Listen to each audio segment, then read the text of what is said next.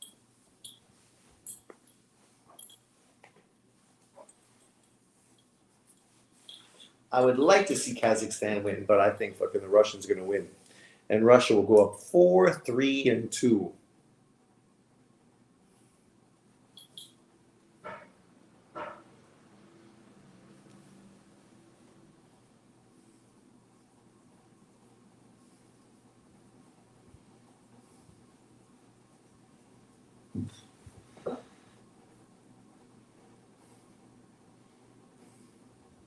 A young Kovalev.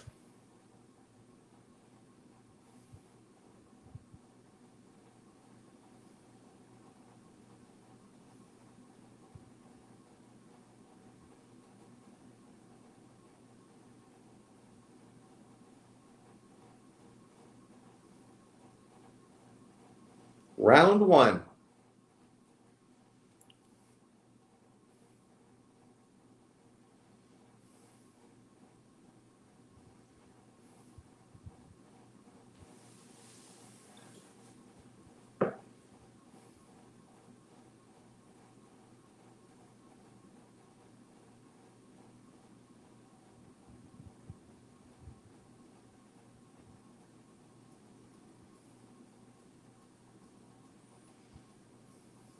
You notice in this tournament, most of the Russians are the aggressive, come forward fighters. Even if they're skilled boxers, they still are able to pressure with their front foot to get the opponent moving backwards and getting him into the ropes.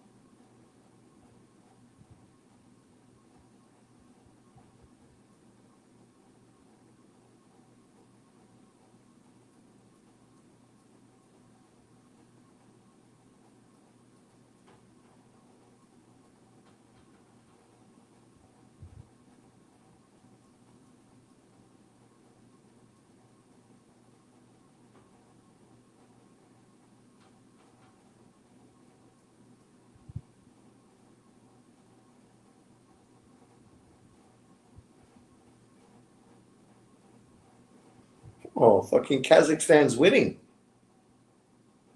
Kazakhstan's winning. He's kind of overwhelming the Russian guy.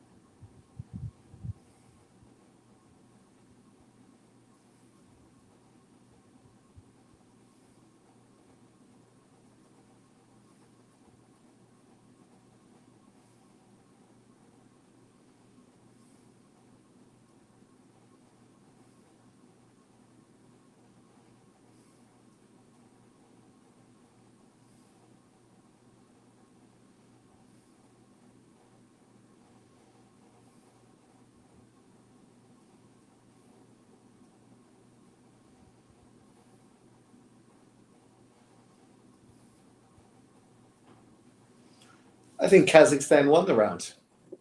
What do you guys think? Drunk Irishman's in the house. What's up, my man? You watching this? IBA World Championship. So far, Kazakhstan, Russia, and Uzbekistan dominating. But of course, they're the main countries in this.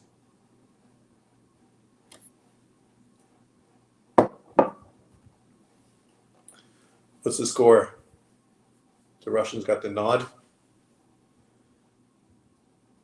Oh, really? I don't think the Russian won that. I don't think so.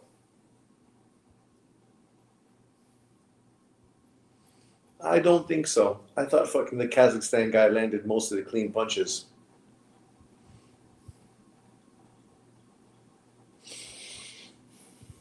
Another fake lip bitch. I don't know about those fake lips. Round 2.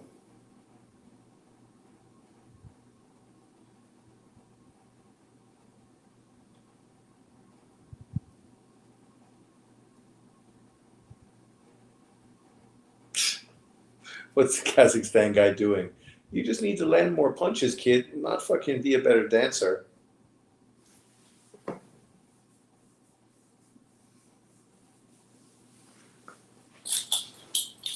His youth is showing.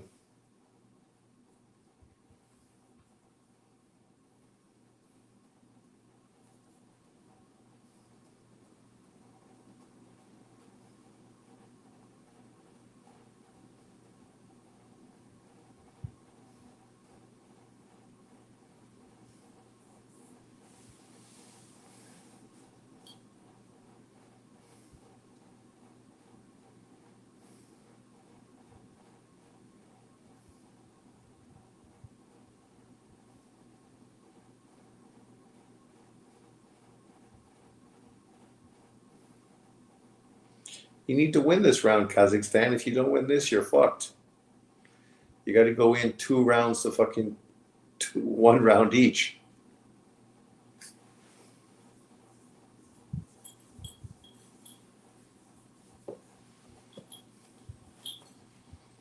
Put your hands together. Put your hands together.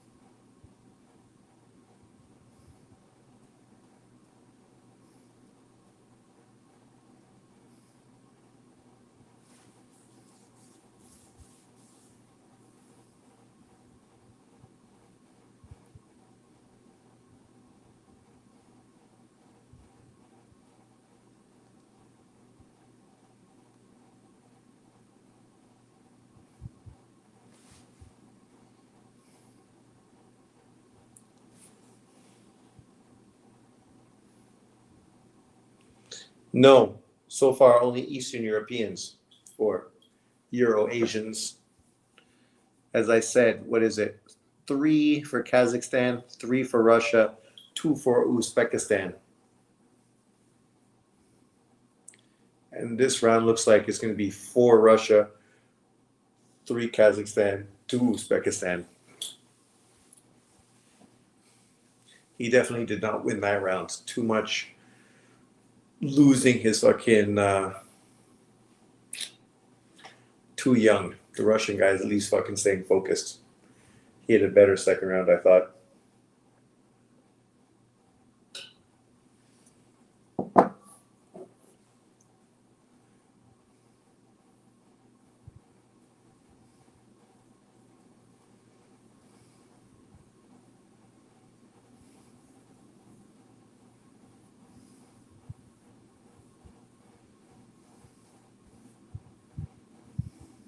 Duck lips. Ah. Afghanistan. Hi, baby.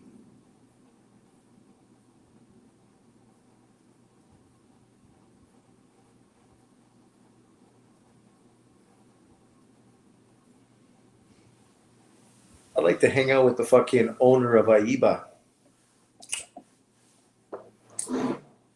I bet there's lots of sexy bitches at his parties. Round 3. Pretty much as long as the Russian guy don't get knocked out, I think he's got this fight locked down.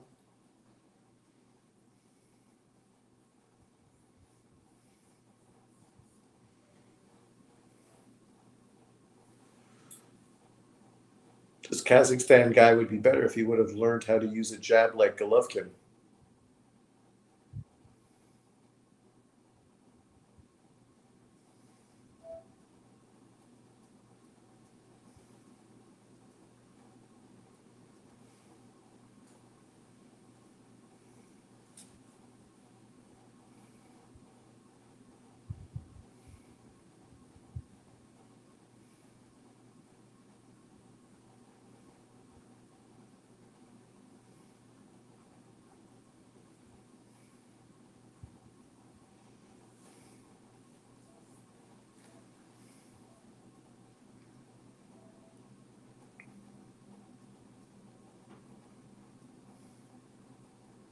Oh, don't use the elbow. You're watching too much fucking kung fu movies.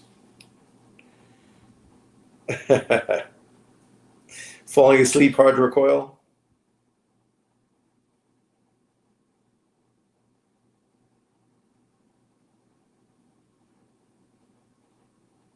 No frills. Peace out, brother. No frills. Grocery store.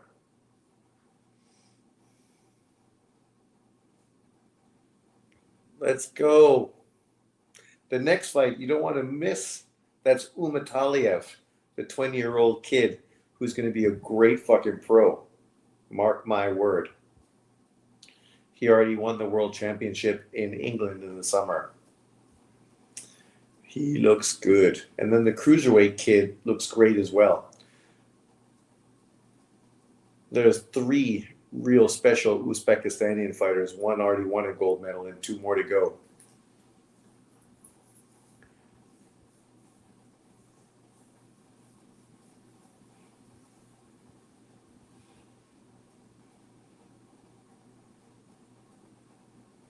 Zero. And you? I don't live in Thailand. I live in Taiwan. There's not really ladyboys in Taiwan. And when I go to Thailand, so far I've only partaken in real women. No ladyboys.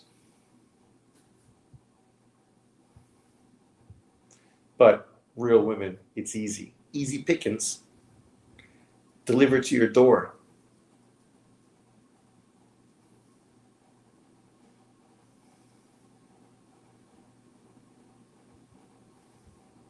Oh, I think Russia won another medal.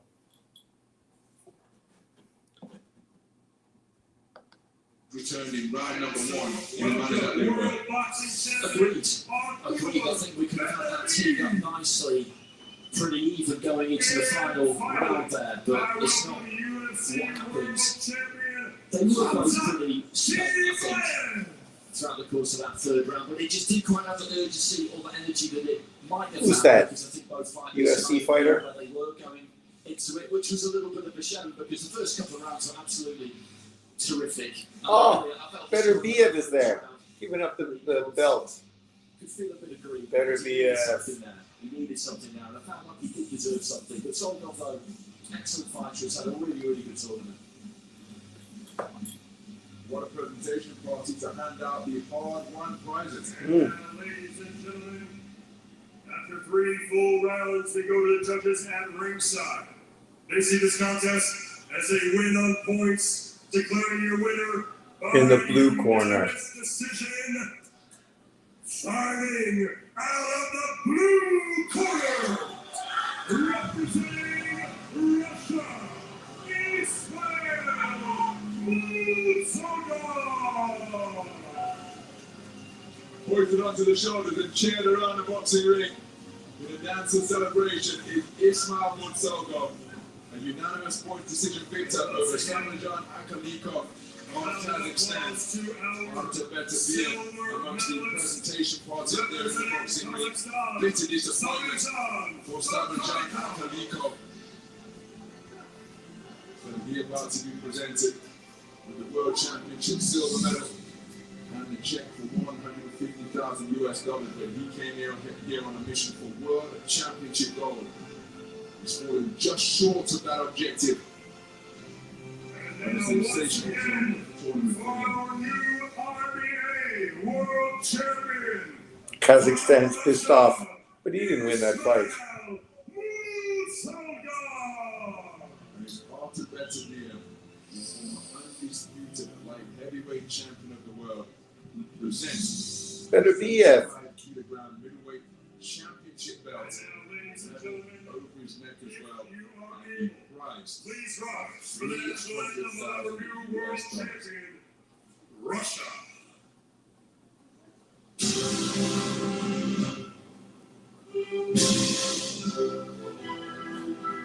Oh, another Russian anthem? Jesus Christ. I'm going to be able to fucking sing the song after tonight. How many times we have to listen to Russia? So far 4. Should be 5. One guy got robbed. They should have won. And I felt one Uzbekistan fighter was robbed who should have won 1 off the Russian. So I guess in fairness, it should be 4 regardless. But yeah, the fix is in. No surprise the Russians are winning fucking all the gold medals. Since the crowd's Russian, the promoter's Russian, the fighters are Russian. The only thing not Russian are fucking the location. Dubai. Mezzo Ateco. When you go to Thailand, though, to meet ladyboys, you got to watch out because you got a lot of competition. Hey, there's Crawford. Look at Crawford with the fucking competition from all the Russians, because now Thailand is just full of fucking Russians. Full.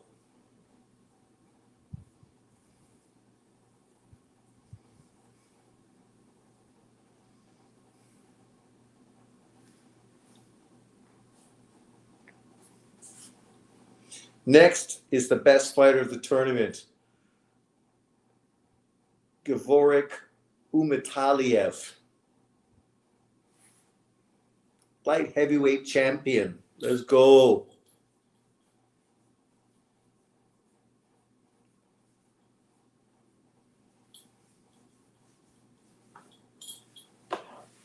What's that guy? Vesputin. That's his name. Vesputin.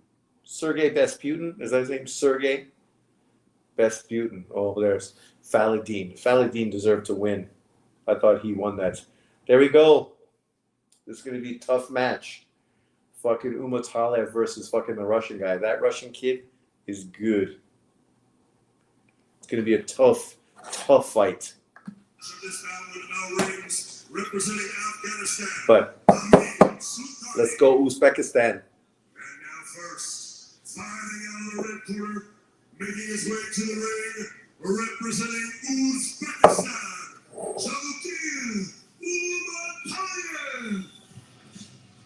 Well, I've said it a few times during the course of the last 10 days, but Umataliev for Uzbekistan, another young fighter off that Uzbek production line. He didn't go to the Olympic Games, but he won the World Championships earlier this year, Asian champion last year, as well as winning at the Stranger, an Asian youth champion and a world youth champion in 2022. And in the semi-final, took a significant scalp of Arlen. Beat the Cuban. The Cuban #1 seed.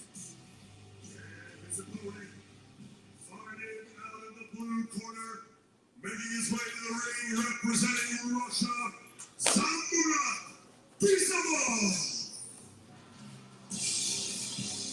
For Jean-Dolat Pujamo has been to a World Championship final before.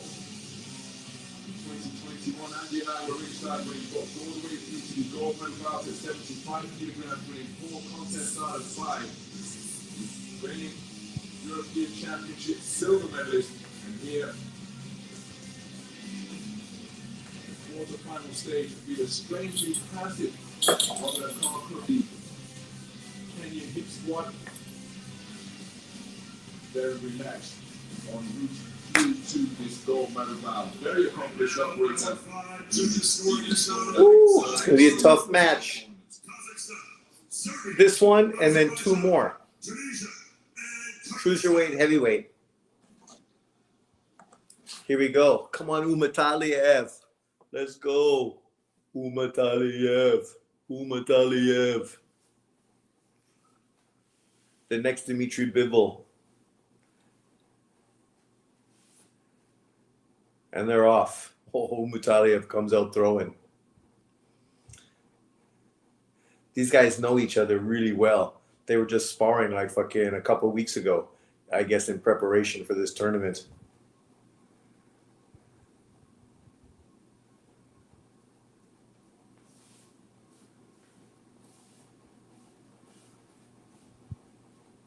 Oh, good body shot. Come on, Umataliev. Knock him out. That would be fucking great.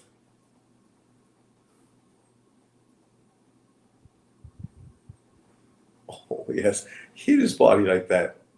What do you mean? We're both fucking holding. Nobody even broke.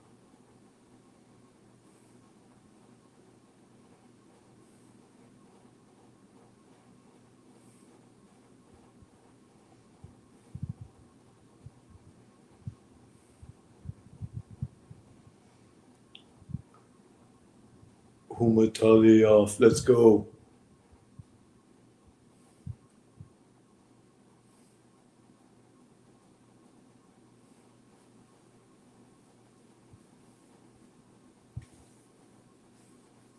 Oh.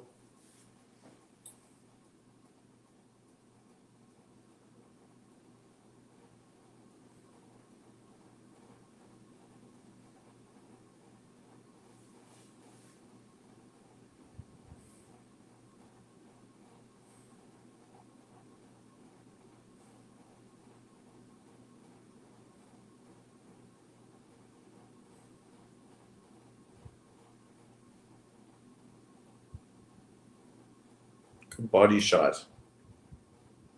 That's the one good thing about Umataliev. He goes to the body really well. Already in the amateurs, so once he transitioned to the pros, perfect.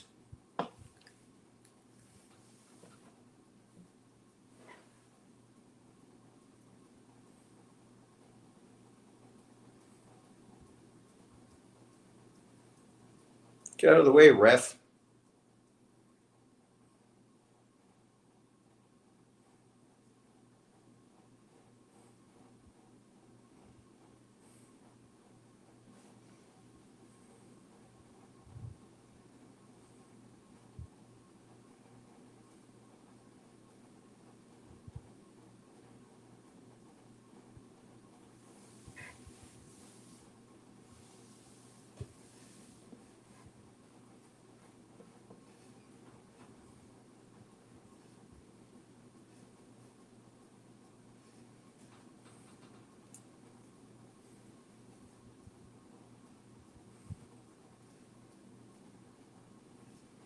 Round one, Umataliev.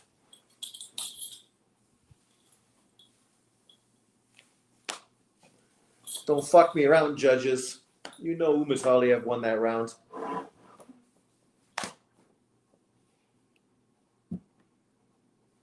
What did you guys think about that round? Who won?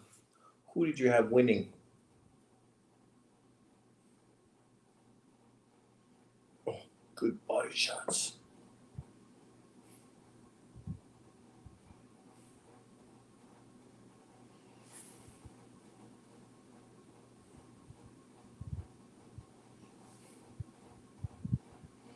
Oh, fucking split. See, fucking dirty cocksucking judges. Come on, Kazakhstan judge. I know you hate Uzbekistan, but how are you picking fucking the Russian? Come on. Give me a break. Like, fucking Umataliev won that round. It wasn't a split. Fucking dirty pricks.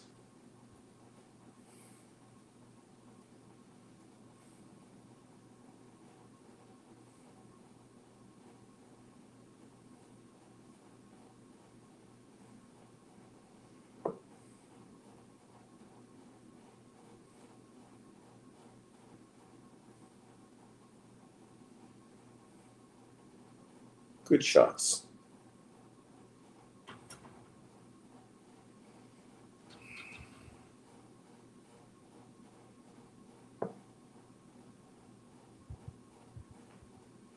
Uppercut, man. Throw uppercut on the inside against this guy.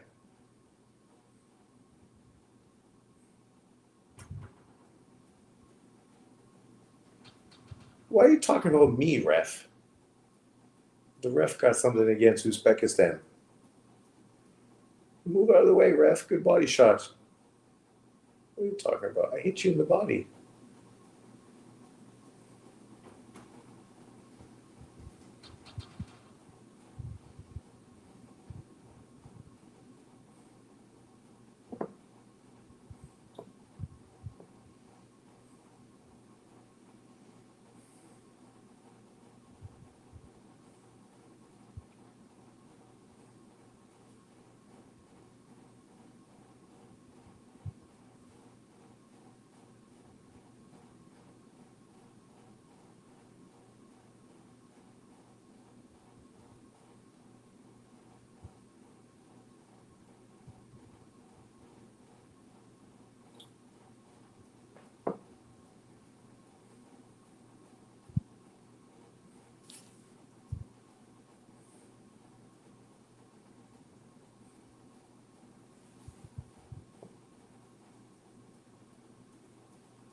Let's go.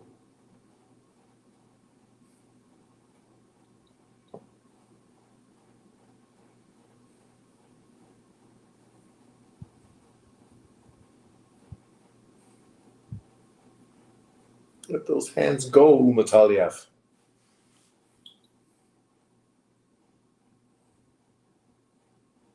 Uppercut.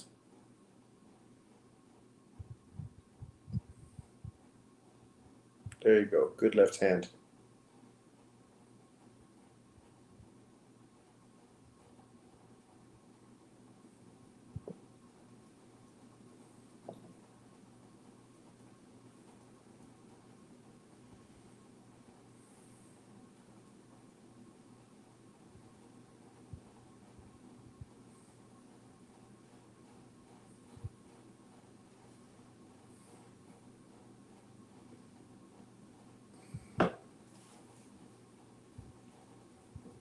Oh.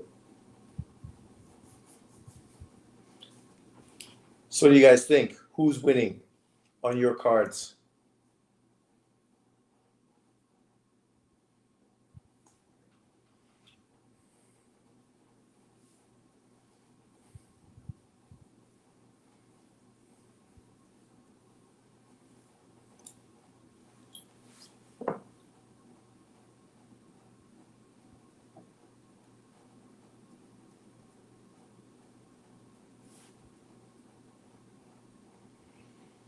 Fuck.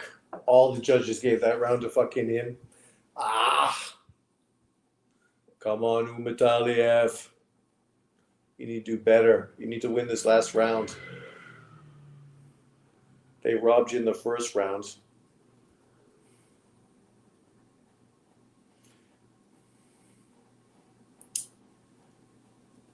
I knew this was going to be a tough fight for him. He just beat Arlen Lopez. Arlen Lopez, the fucking great Cuban fighter. You could beat this fucking Russian.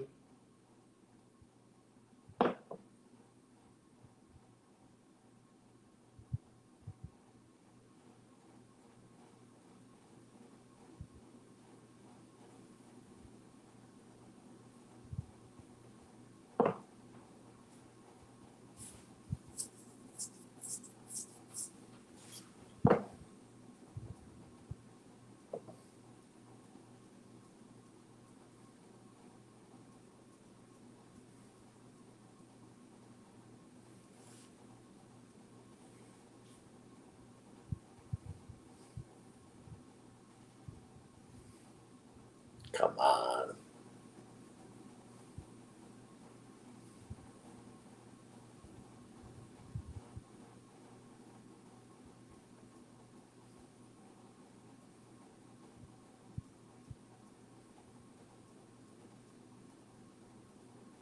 No fucking holding. Let your hands go. You're not going to win around fucking holding. Let your hands go.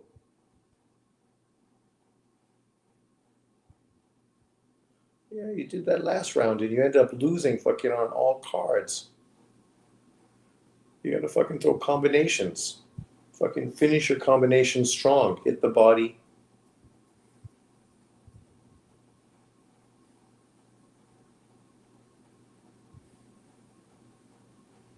And big. You got a minute. Fucking make an impact. Why are you holding? Throw.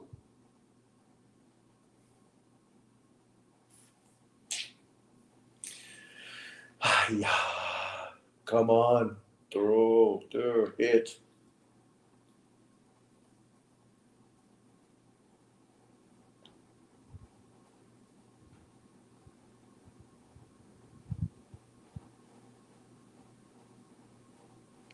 Oh, he took a picture with fucking Roy Jones earlier in the week.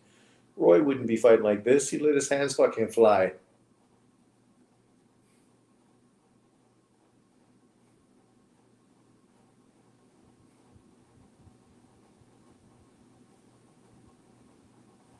Yeah, calm down, ref.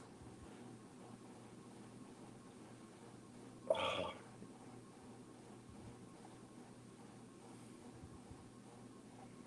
Fucking Russian's gonna get 5 gold medals after this one. Cocksucking motherfucker.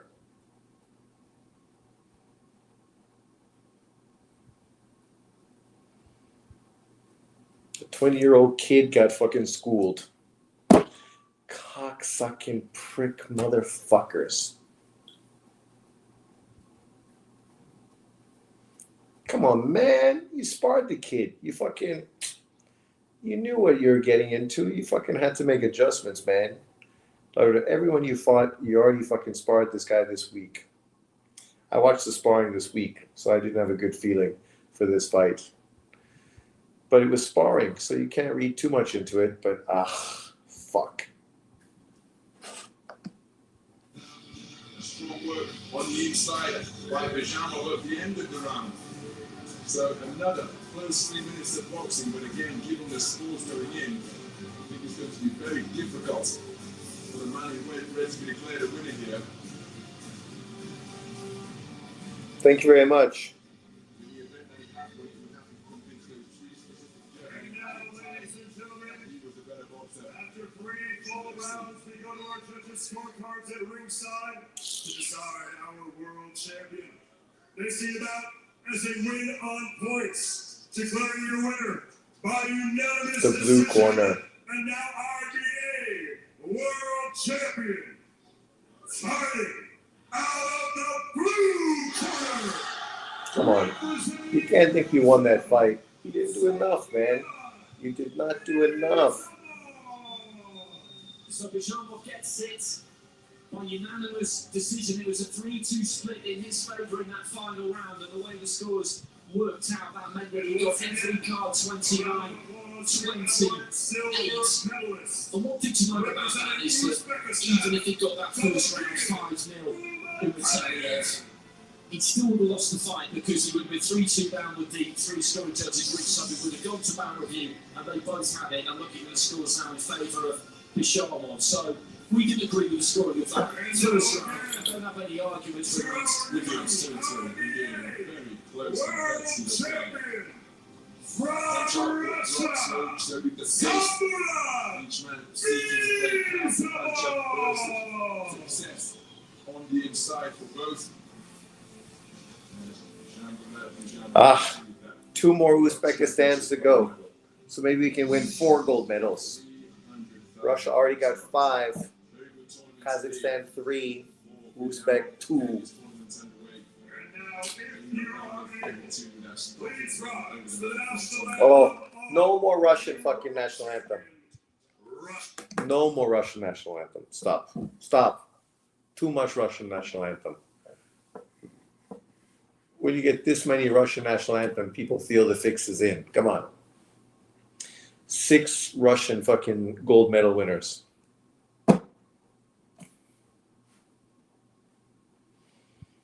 I know according to John, I should fucking only support the Russians because they're white like me. Not like the Uzbeks. They're definitely not like me.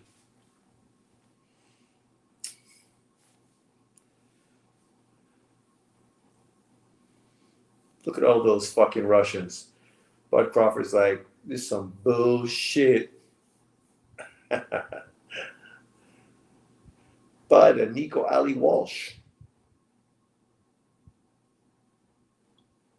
So next is my last fucking hope for fucking Uzbek dominance. But he's in a tough match as well.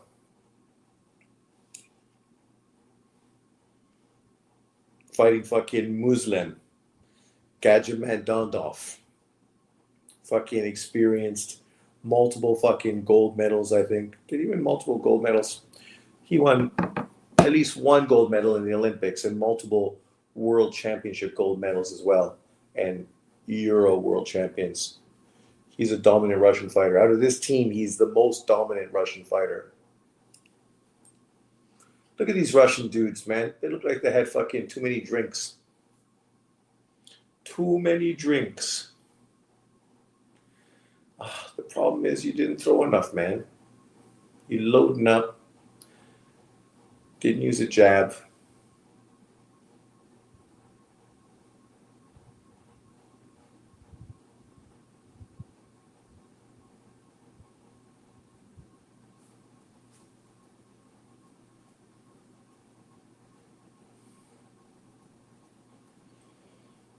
There you go.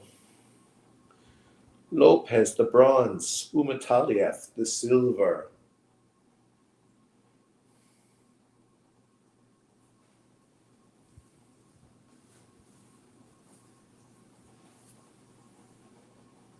Oh, sorry, I'm wrong. 3 more fights. And another Russian. Surprise, surprise. Literally, Russians were in every single fight tonight except for one. And I bet the Russian was the bronze medal winner. It's ironic because Umataliev won the World Championships in England earlier this year. I bet there was no Russians participating because Russia is mostly boycotted and fucking not allowed in any international tournaments, right? Because, of course, the Ukraine war, and then, of course, all the PEDs that Russia's national teams have been using beforehand. So this is potentially going to be what? The 7th fucking Russian gold medal? And then 2 more to go? Oh my God.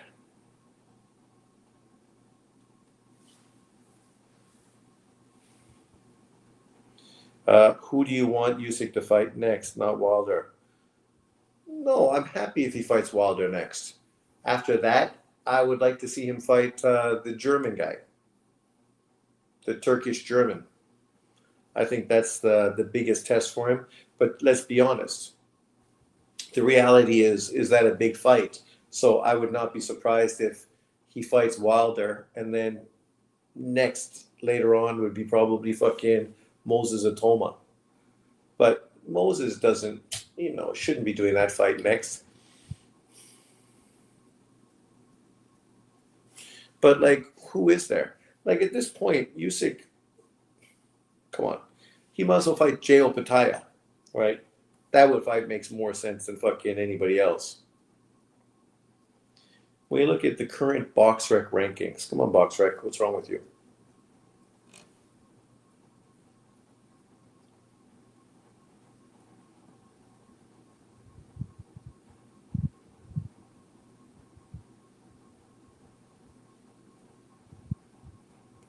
Who are you excited to see him fight? Wardley? Who the fuck is Wardley? Kabial. But nobody knows Kabial. Who's going to pay for the fight? Where's the fight going to happen? Dubois, he beat Gassiev, who just became WBA regular champion. The rematch from the cruiserweight fight. Lawrence Okoli, fuck that guy. Boring as fuck. Fury's going to fight AJ. Parker just got beat. Hergovich, he got beat. Rakapor, he got beat. Effie Ajagba, come on. Richard Torres, really? Salmanov? When did Salmanov become a heavyweight? Chisora, Bacoli, Moses Atoma. There ain't that many fucking choices that are that interesting. Wilder makes 100% more choice than fucking more sense than the majority of these guys. Yeah, well, that's why I think it should be the German guy. He's the most deserving. And I think he's the most dangerous as well. He's a good fighter, dangerous fighter. But if we're going to be completely honest, I don't know where you do that fight, right?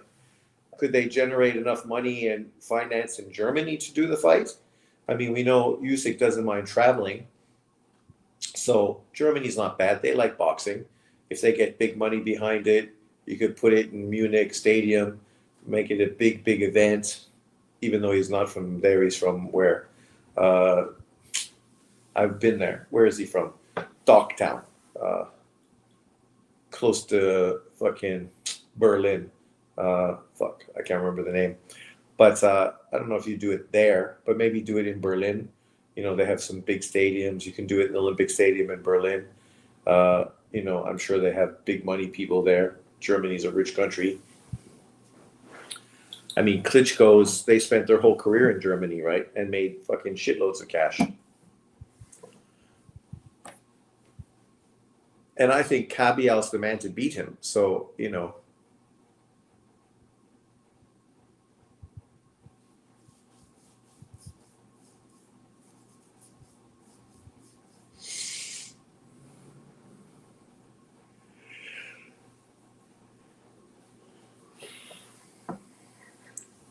I'd love to see fucking the guy in blue win. Anybody but fucking Russia. But once again, Russians are fucking aggressive come forward fighters. Like this whole day, the Russians have come out aggressive, pushing their opponents on the back foot.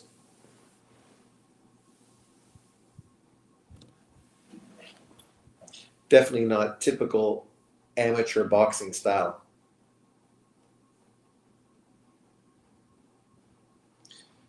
Guy he's fighting is good, but he's already been in a lot of fucking tough fights. He's got a cut in his eye already from previous fights. So don't be surprised if that opens up again. Nice lead left. What's the problem?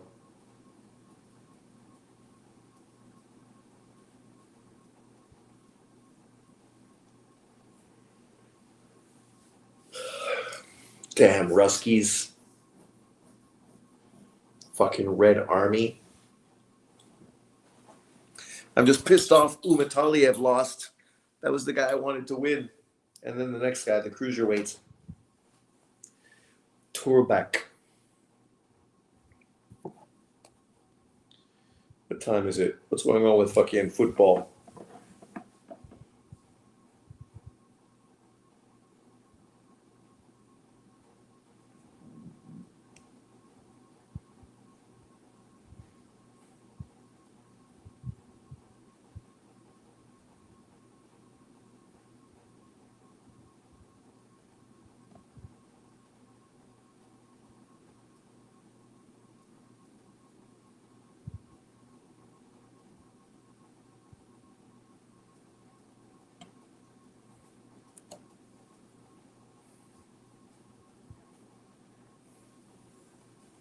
Round 2. I didn't see who was winning, but I'm pretty sure it's the Russian.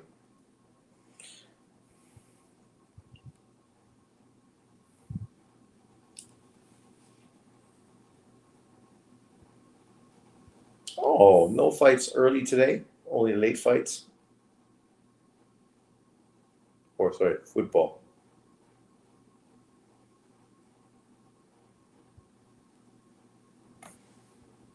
Liverpool already played.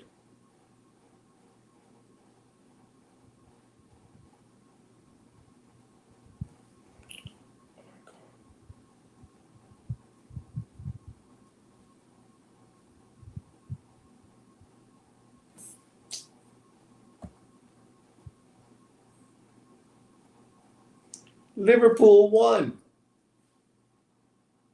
Oh, it's not over. Come on, Liverpool. Fucking Hugo Ekitike. Suya.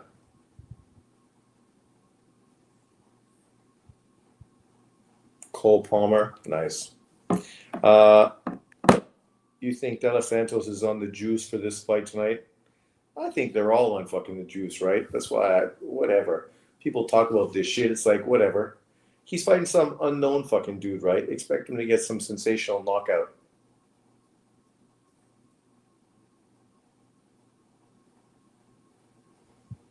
Why are you punching me in the back of the head, motherfucker?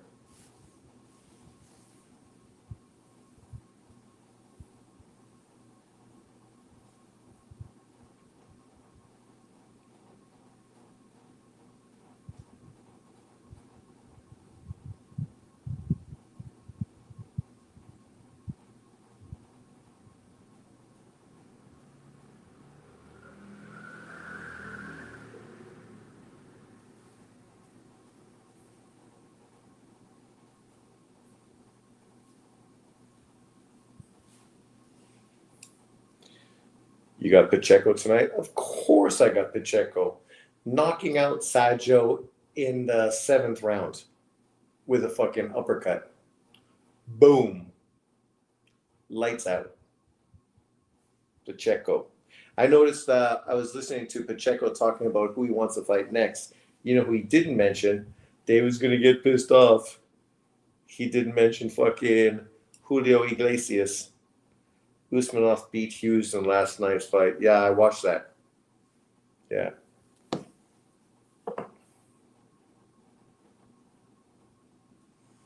I watched it. Come on, Verts. Get a fucking Verts has 3 points. That's good. Nice. 3 for Verts. Gusto 10. And then fucking what? One of my fucking forwards is hurt. He is terrified. Who's terrified? Oh, Pacheco. Well, he called out everybody else. Fucking Monguia, Berlanga, fucking what's his face? My Guatemalan fighter. But he didn't mention him. Russians winning easy. She's cute, Russian girl, with a new iPhone fucking 17.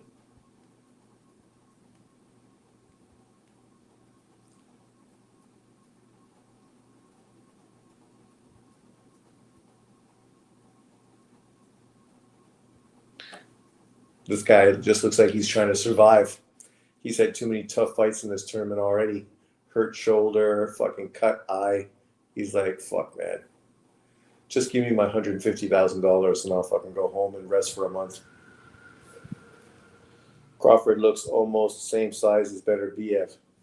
Well, he's not much smaller than Better BF. Better BF ain't that big, right? And look at Better BF. He looks the exact same fucking weight now as he does on fight night. Like, literally, that guy fucking probably drops like 10 pounds. Whereas Crawford probably drops like fucking 25.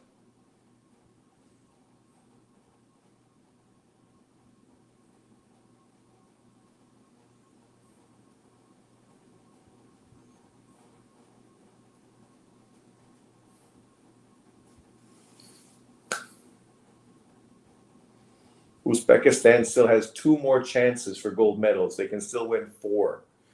4 gold medals. Kazakhstan 3 and fucking Russia, what, 7? Is it 6 or 7? 6. 6, 4, and 3.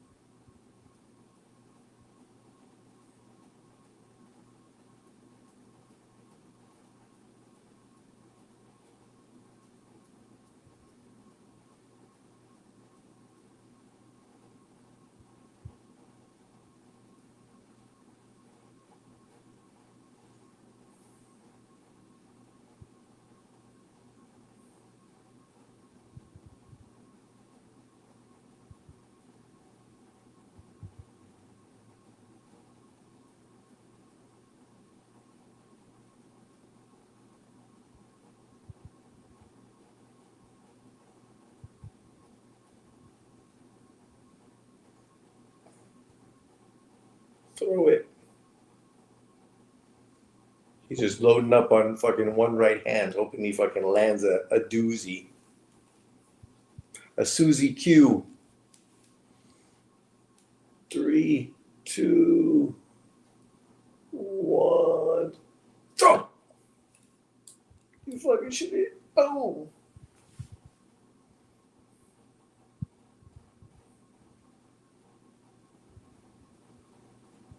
Oh, he landed that one. He needs to land that fucking Gassia fucking shot. Ah, another Russian fucking with the win. Cocksucking motherfuckers.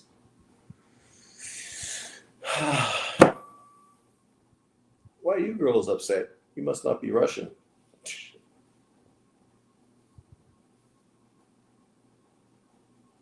Come on, Liverpool. What was my video yesterday? What did I say, or today?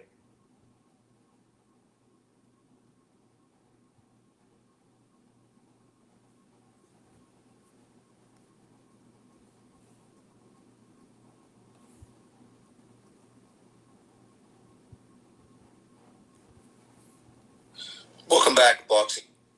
Is AIBA cheating for Russian boxers?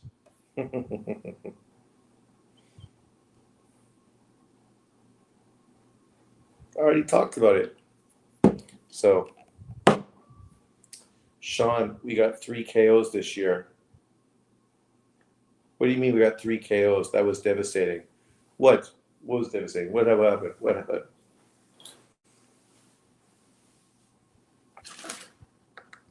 Contest as a win on points.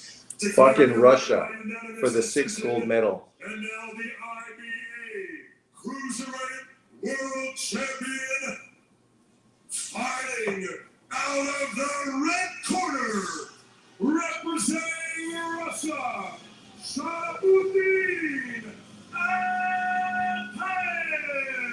Shadabutin Atayev.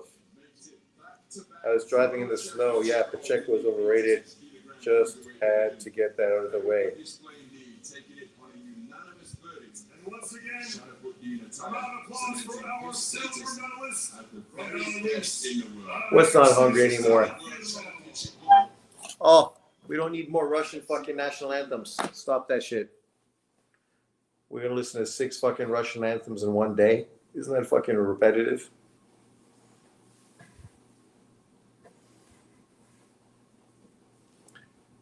Two more fights to go. 2 chances for Uzbekistan gold medals. Let's go, Uzbekistan. Let's go, Uzbekistan. Fuck the Russians.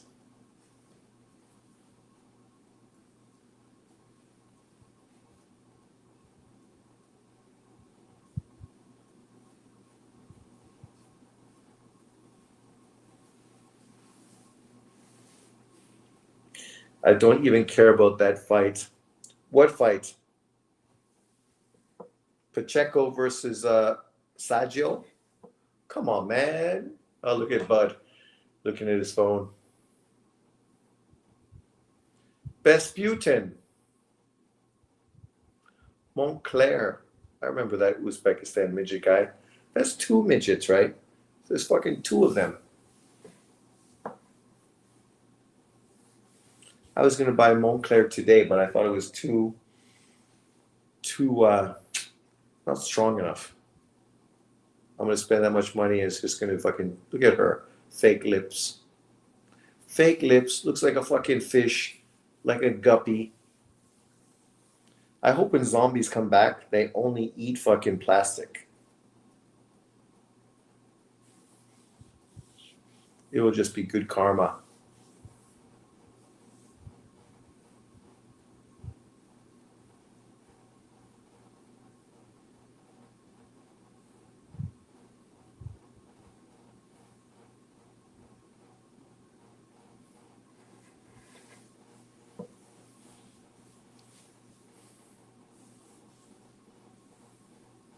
Oh, is that fucking Magomed's fucking wife? Can you imagine her life?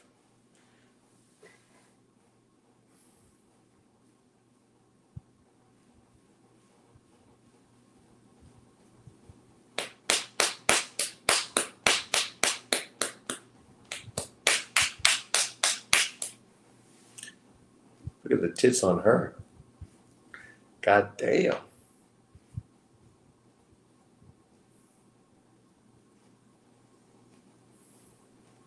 Next, Turbeck. Let's go, Turbeck. Win that gold medal. Heavyweight and super heavyweights. That guy's like, man, I don't know what the fuck you're saying.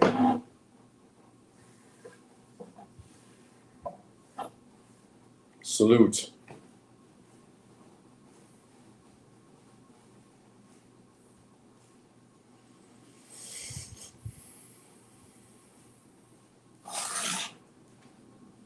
Here we go. The World Championships in the heavyweight division with a limit of 92 kilograms. Introducing first our referee in charge with the bell rings, representing Italy, Luca Vallelonga. Vallelonga. Now introducing first our fighters, making his way down Let to me the guess, ring, Uzbekistan. out of the red corner, representing Uzbekistan. How come the Russians always get the fucking world championship fucking credit? Last into the fucking office. Right? What a bunch of bullshit. 21 years old, boxing out of Tashkent. Gold medalist at the World Boxing World Championships, Asian champion last year. Got to the quarterfinals in Paris, lost to Arlo Lopez. That tells you that he was at a lower weight then. He's moved up since. World new champion in 2022. Big Julio and crew to the quarterfinals. Close fight, split scores. But I felt like he did win it. And then big Lauren Alfonso, that's a big scalp for the semis. Fighting out of the blue corner, representing Russia, Muslim Gazimagomadov. Godzilla Gilgrove. Well, the man in the red corner who already bested Arlen Lopez and Lauren Alfonso is going to have to take down another IBA boxing icon because approaching the boxing ring is the tournament number 2 seed and reigning 2-time IBA World Champion, the reigning European champion, Tokyo Olympic silver medalist, and that is Muslim Gazimagomadov. Consistently one of the very best in the business in and around this weight. It's very much a case between youth and experience. And even though the man in the red corner may well represent the present and the future, Gazimagomadov is keen to show that Turkish world is not yet ready to still represented in the heavyweight division. What a concept to have in store here. Azerbaijan. Come on, let's go Turabek. Beat this motherfucker. Beat him. Like he stole something from your mother.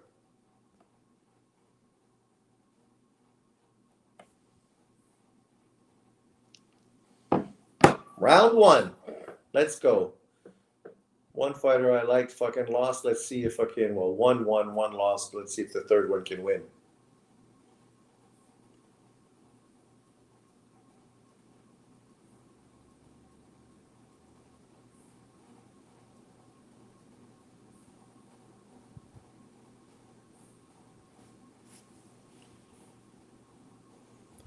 Gassiev Pulev was last night. The replay? No.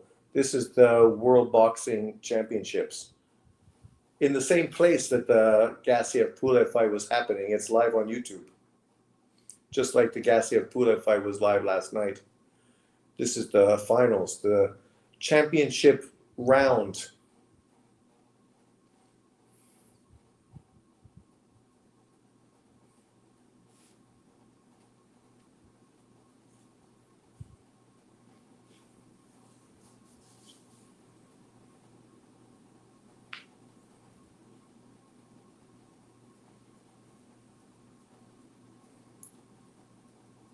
Good left hand, Turabek.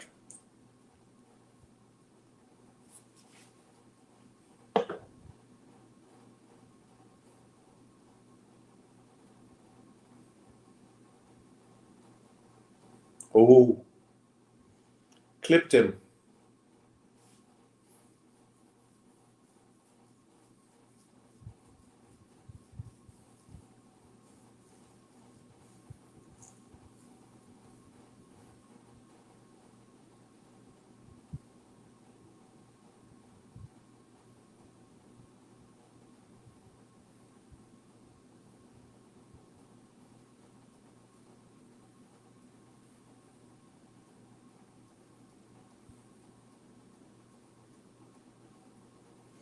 Ah.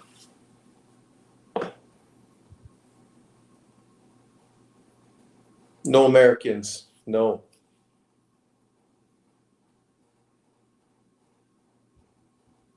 Turabek, Muslim. No Americans. Well, Muslim's his name. I don't know if he's a Muslim. I suppose Turabek is a Muslim, coming from Uzbekistan. Come on, Turabek, let your fucking hands go. Don't give it away like fucking Umataliev did.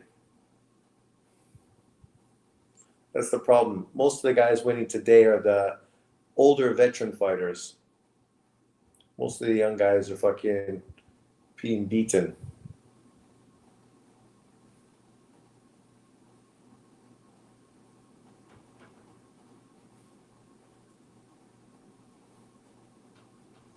Was that called a knockdown? No.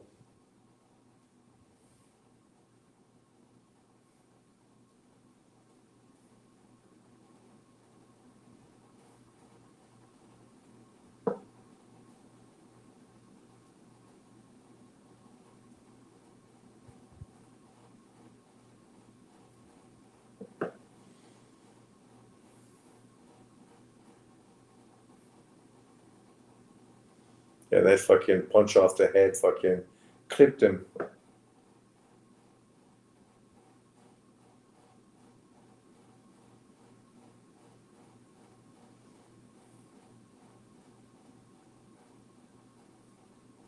See, fucking, you can't get a fucking break, man.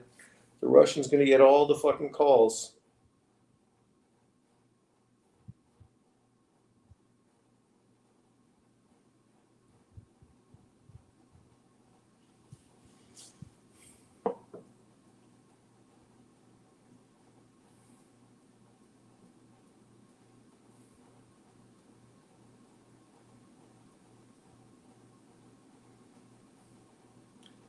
Like, I don't even know if Muslim landed any fucking good punches in that last round, but he ended up fucking winning 4 out of 5.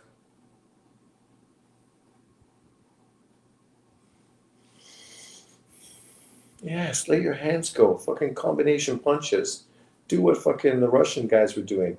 Get him on his back foot. Fucking push him on his back foot. Like, that's the problem. The Russians have been pushing these guys onto their back foot all fucking night in every single fight. And these guys are boxers. They're not aggressive fighters, but still they're keeping everyone on their back foot.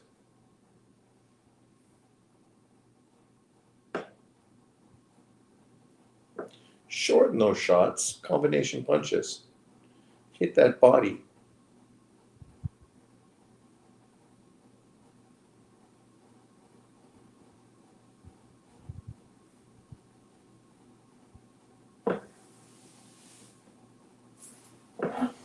I want to see these guys fucking fight a pro fight, 10-rounder. Guarantee fucking my 2 fighters win.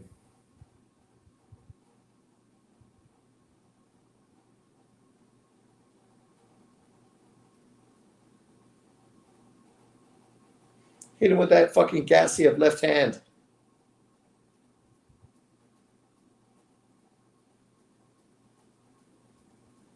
Shorten it. You just need a fucking short one. There you go.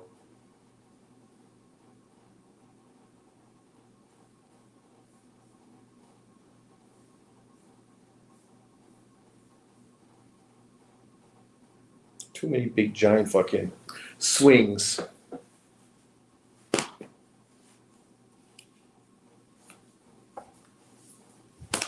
Well, Muslim is Russian, so I don't know. Most of Russia is Christian, but I'm sure there's Muslims in Russia as well.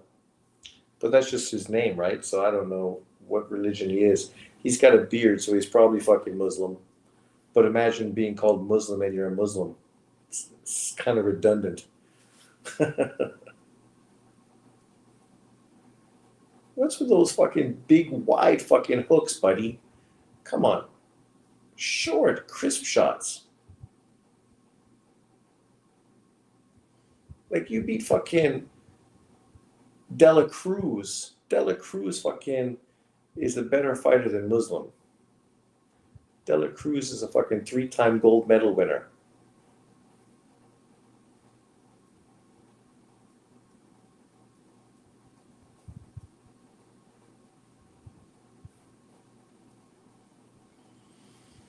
So it's going to be 7 fucking gold medals for Russia? Fuckers. Man, they're going to get 8 gold medals. I don't even fucking want to watch this anymore. I knew this was going to happen.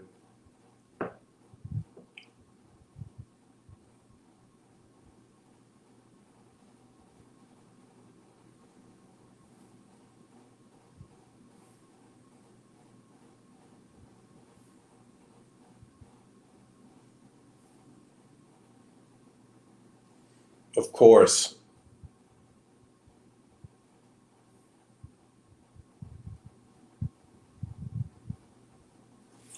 What a bunch of bullshit.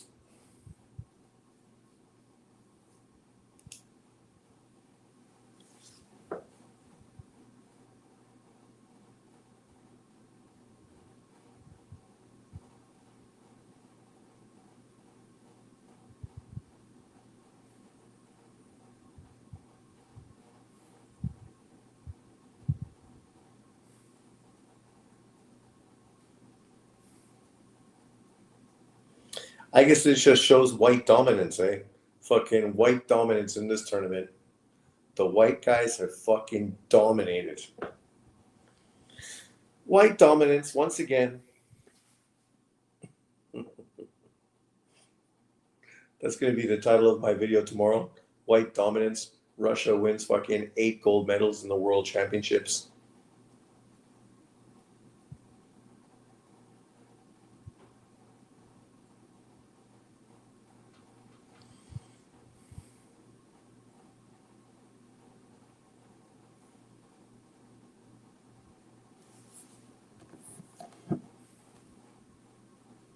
Come on, Verts. Get a fucking goal. Good. You scored another one. Who scored it? Come on, Verts. Verts. Come on. Make Verts, or at least give him an assist. Why you don't show me the score? You say it's 2-0, so who's the score? Who scored? Fucking Liverpool winning today is huge. Mo Salah sitting out again. You know, how does Mo Salah complain when literally Liverpool has not lost a game since we benched him? Right?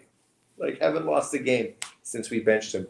I'm going to get a social media and troll him for not mentioning Iglesias.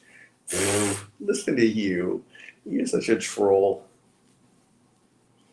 Iglesias is just another one of these fucking Cuban German fighters that nobody even knows who they are. You're Cuban, but you live in Germany. What does that fucking mean? Come on, who scored? You show me it's 2-0, so what the fuck? Who scored the goal?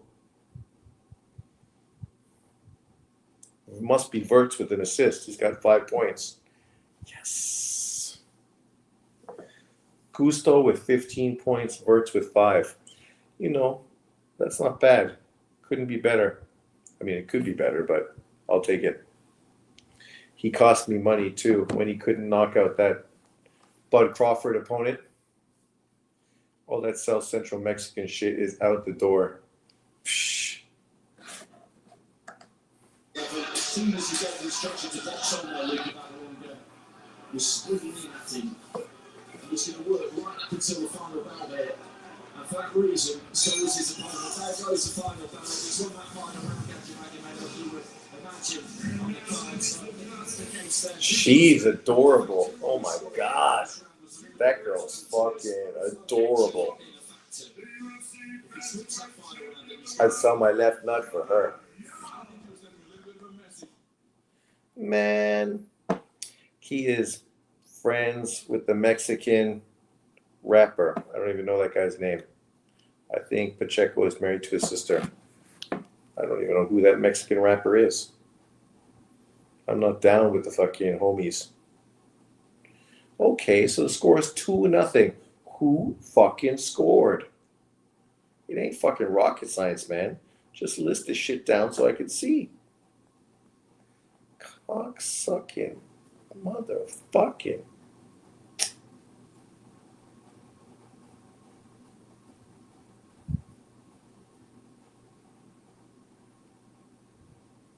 You still don't tell me who scored.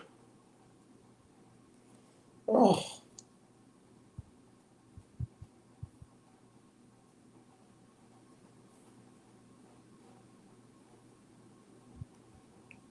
But, okay.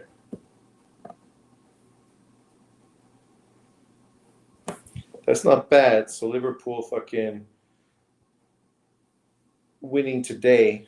They moved to 6th in the table, tied with Crystal Palace to 5th. Chelsea 28 is 4th. Aston Villa. Okay, you know, Liverpool, consider how bad they've played. They're still fucking right in the mix. Still in the mix, man. Still in the mix. And the goddamn Russians won another time. We got to listen to Russian anthem again. So the result wouldn't have been any different. Hard to read Liverpool's reaction at the end there as to whether he felt like he got a fair shake there or not, but the reality is that Country United did dominate those final 2 rounds and he is the gold medalist. Heavyweight World Champion Muslim Gazimatovov.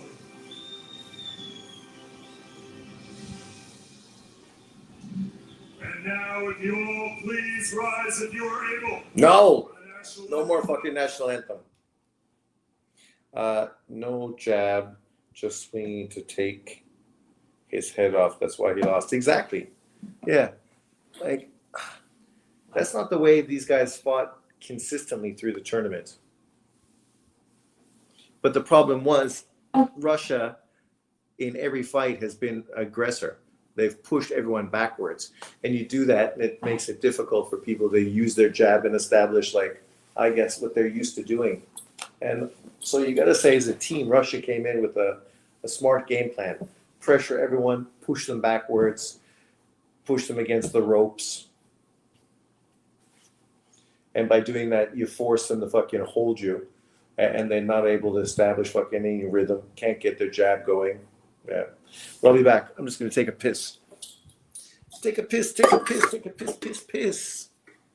Fucking Russia, cocksuckers.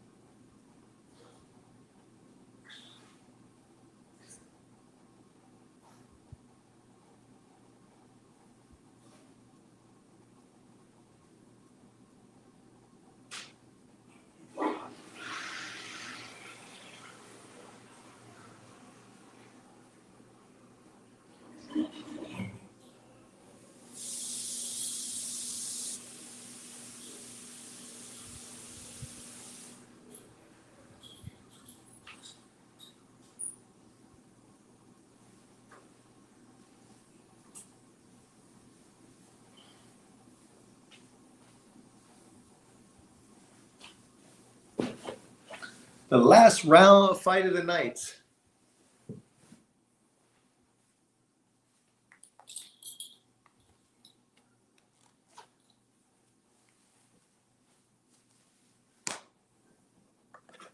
Makarov in this competition because he's had a bit of everything. He produced a fantastic knockout in his first fight against a tough pro in Chris Thompson. Headcats after 57 seconds against Vladislav Svialikov of Belarus, and he was up.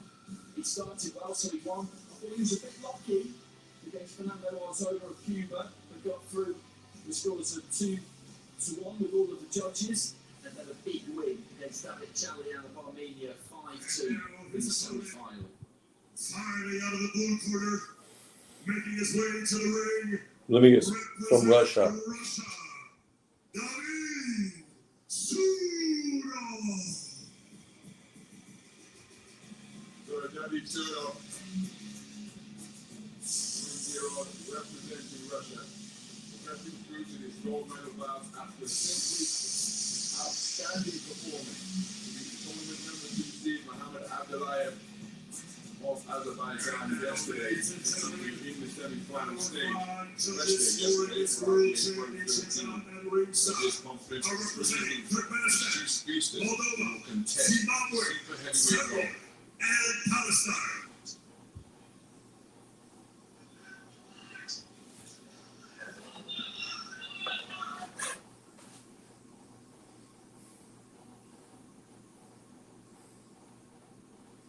Come on, Uzbekistan. Let's get that third gold medal.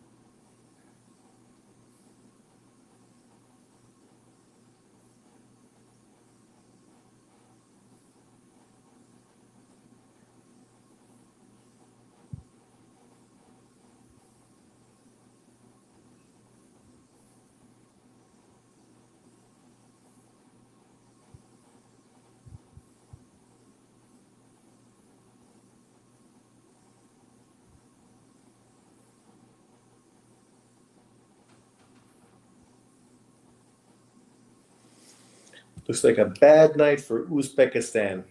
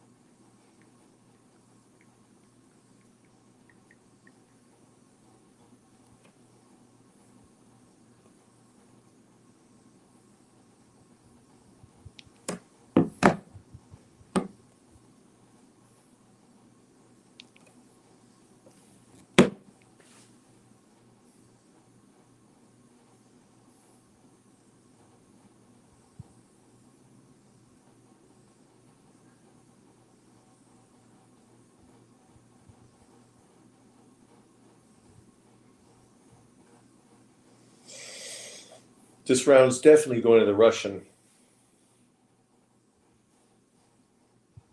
He's landed fucking lead left hands all fucking round.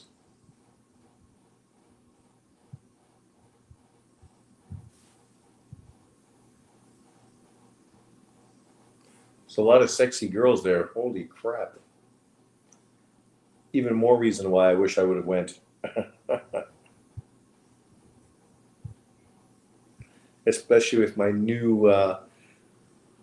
superhero talent to be able to convince anyone.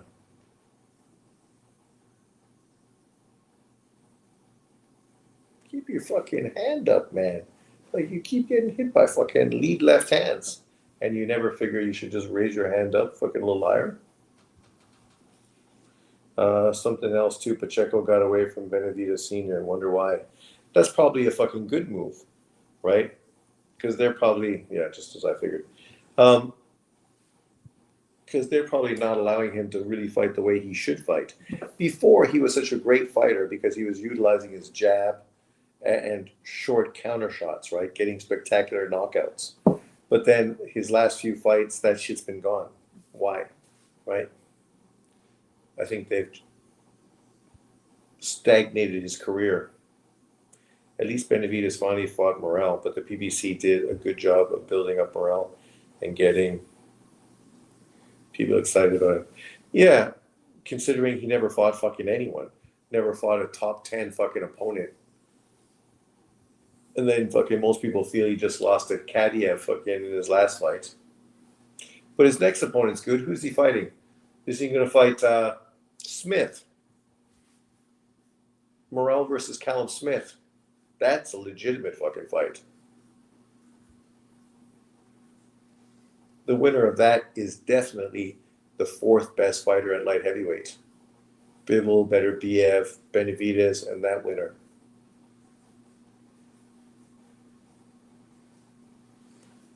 You guys just letting the Russians... What? Come on. You're giving a fucking standing 8 count? Come on, ref.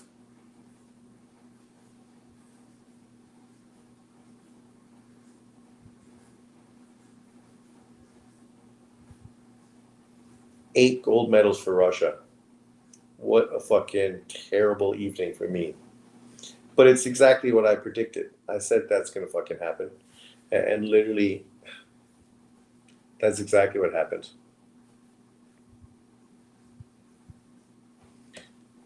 Out of all the Russian fucking Uzbek fighters today, Hansboy won. Kalikov lost. Mujiajek won. Umatayev lost. Turabak lost. Maximov lost. So 1, 2, 3, 4 losses out of 6 fights. So only 2 wins out of fucking 6 fights. 2. So that's 6 gold medals the Russians got. 2 for fucking Uzbekistan. Top Rank doesn't even have a platform. So Iglesias is in a tough spot. Stop. Top Rank's going to have a platform in 2026. Calm down. Because in truth, they could have fucking signed with DAZN. They're the ones that are trying to stay away from DAZN to go in different directions for whatever fucking reason. But they could totally fucking sign with DAZN and all the fights could be on DAZN, which is what I wish fucking would happen. Because then I can watch the fights here in Taiwan on my TV, not fucking aggravated by needing to fucking steal streams. Because they're, of course, going to... What? The fucking corner stopped the fight with 3 seconds left. What the fuck? Literally threw in the towel. How are you throwing a towel in a 3? Oh my God, look at you. Holy moly. Man. Can you imagine being here? Fucking Christ. I can't believe the corner threw in the fucking towel. Like, why? There's like fucking 10 seconds left in the fight. Never did I think the guy was hurt like that. He never got dropped. Like, really? That's fucking weird, man. But he is with the Eye of the Tiger or whatever it's called. Yeah.